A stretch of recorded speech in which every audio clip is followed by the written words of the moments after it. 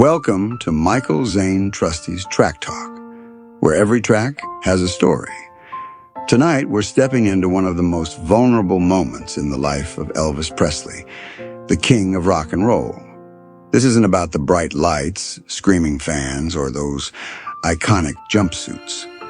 This is about a man who carried the weight of fame so heavily that one quiet night at Graceland, he confessed to his best friend, Charlie Hodge, that he was tired of being Elvis Presley.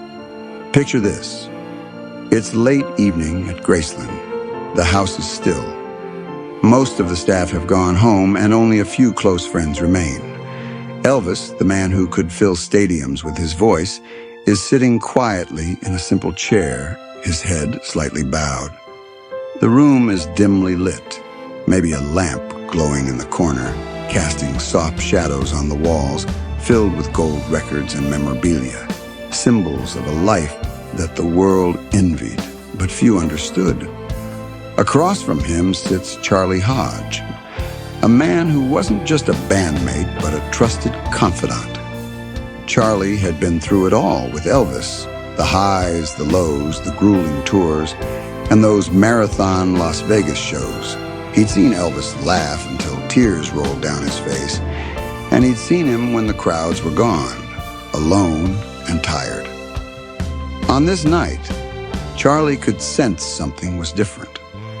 Elvis wasn't cracking jokes, wasn't strumming the guitar, wasn't talking about his next show. He was quiet, too quiet. And then Elvis broke the silence. "Charlie," he said softly, his voice carrying a weight that was hard to miss. "I'm just tired of being Elvis Presley." Charlie blinked, unsure if he heard right. This was Elvis Presley, the most famous man on earth, adored by millions, living a life most people only dream about. How could he be tired of it? But Elvis wasn't talking about fatigue from a long day. He was talking about something much deeper, an exhaustion of the soul. "You know what it's like, Charlie?" Elvis leaned forward, his elbows resting on his knees, his hands clasped. "Everywhere I go, everybody wants him."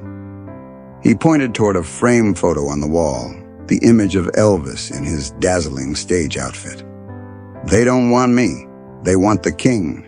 They want Elvis Presley, the guy in the jumpsuit, the legend. But Charlie, I don't even know who that is anymore." The words hung heavy in the air.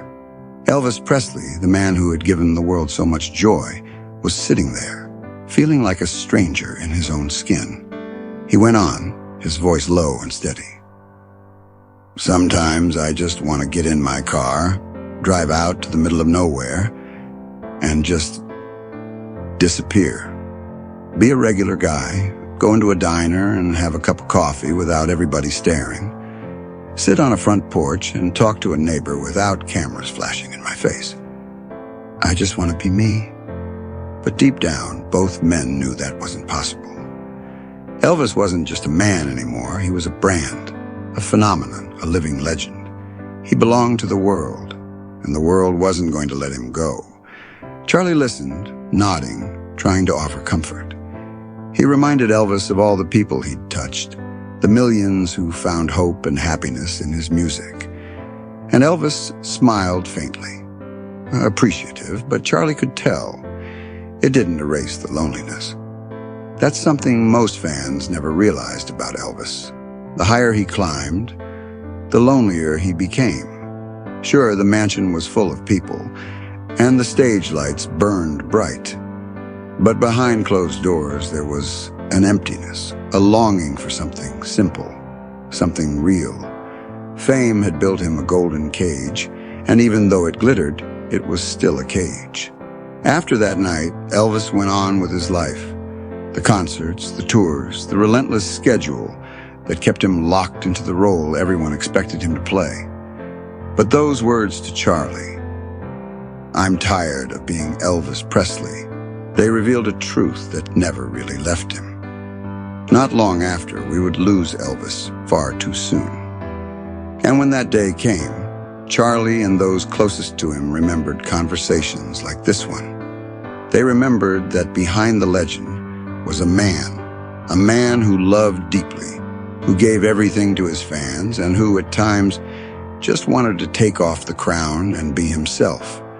So the next time you see a photo of Elvis in those dazzling rhinestones, smiling that $1 million smile, remember this: even the king longed for a simple life.